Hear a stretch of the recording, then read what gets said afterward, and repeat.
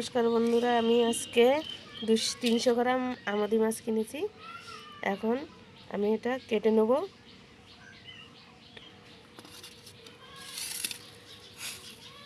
দেখেন মাছটা কত সুন্দর বড় বড়। আমি আজকে কচু পাতাতে ভাজা করব।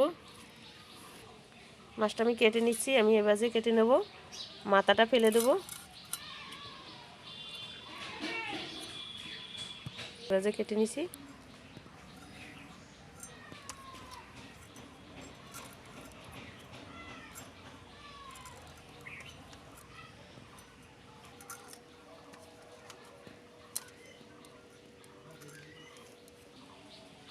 এই যে দেখেন আমার মাছগুলো এভাবে কাটা হয়ে গেছে। এখন আমি ধুয়ে পরিষ্কার করে নিয়ে আসবো। এবার আমি কচু পাতাটা কেটে নেব। এই যে আমাদের বাড়ির পাশে কচু গাছ আছে। এই যে কচু গাছ, কত সুন্দর কচু পাতাগুলো কচি কচি আছে। আমি কেটে নেব।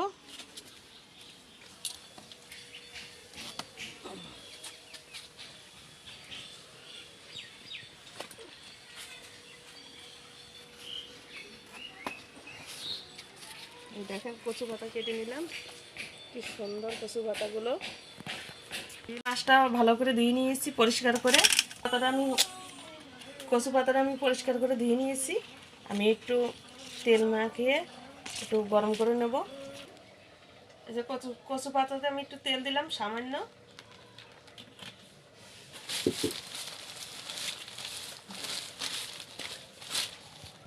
আমি 3টে কচু পাতা একসাথে আমি তেল মাখিয়ে নিয়েছি।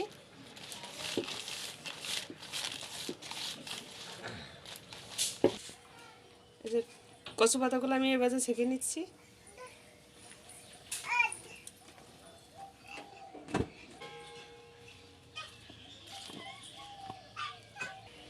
পেঁয়াজ, 2টো পেঁয়াজ নিলাম, রসুন নিলাম, একটা ধনে পাতা নিলাম। কেটে নেবো এখন। পেঁয়াজগুলো কেটে নিলাম, লম্বা লম্বা করে কেটে নেবো।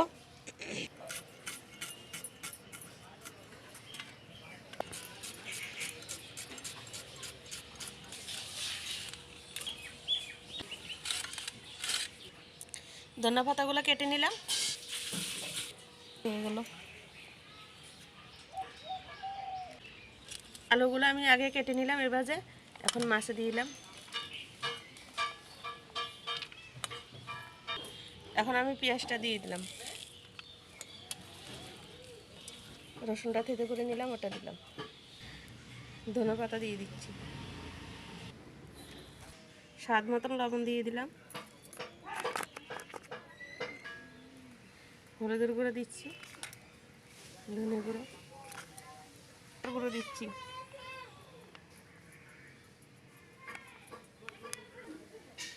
এখনও সব দিয়ে দিলাম। এখন মেখে নিলাম।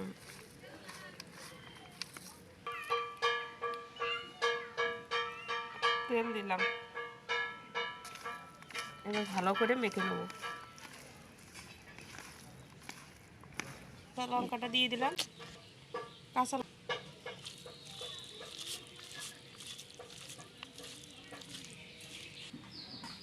মাখানো হয়ে গেছে। এখন আমি পাতা দিয়ে দেবো।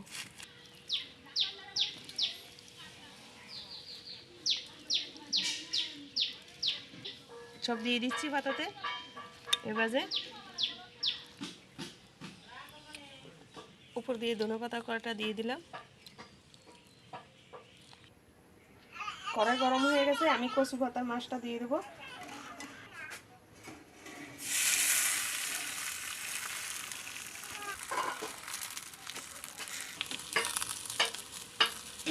সেজন্য আমি ঢেকে দিলাম।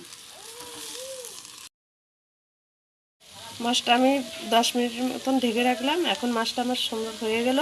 এখন আমি উপর দিয়ে কচু পাতাটা দিয়ে দিই।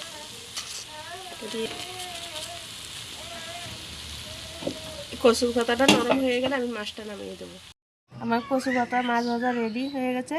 এখন দেখো কত সুন্দর হয়ে গেল, সুন্দরভাবে হয়েছে। পাতাটাও সিদ্ধ হয়ে গেছে, ভাজা হয়ে গেছে। পাতাটা সুন্দর ভাজা হয়ে গেছে। পাতাটা ফেলানো লাগবে না, খাওয়া যাবে। ভিডিওটা যদি আপনাদের ভালো লাগে কমেন্টে জানাবেন।